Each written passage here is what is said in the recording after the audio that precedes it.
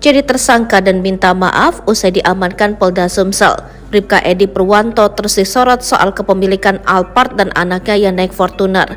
Bribka Edi Purwanto diketahui adalah polisi Bintara dan bertugas di Polsek Muara Padang, Polres Banyuasin. Ia bukanlah lulusan Akpol. Lantas berapa sih gaji Bribka Edi atau apa bisnisnya sehingga bisa punya Alphard dan anaknya naik Fortuner?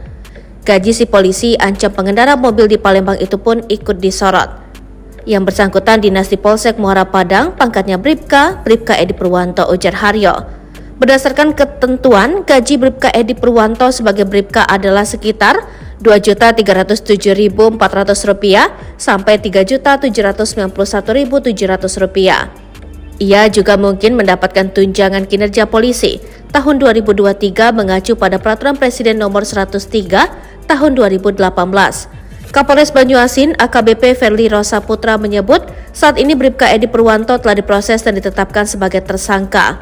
Kasus Bribka E sudah ditangani Polda Sumsel katanya. Diketahui peristiwa pengancaman tersebut terjadi di hari kerja. Terkait apakah Bribka Edi Purwanto membolos dari pekerjaan, Ferli enggan berkomentar. Begitu pula dengan Bribka Edi Purwanto yang memiliki 2 mobil yang tergolong mahal bagi kebanyakan masyarakat Indonesia, yakni Toyota Fortuner dan Toyota Alphard, meski hanya seorang anggota polisi berpangkat Bintara. Kami fokus pada proses hukum Bribka E. Selain itu pelanggaran kode etik Polri-nya, kata Ferli singkat. Apakah Bribka Edi Purwanto memiliki bisnis atau usaha lain?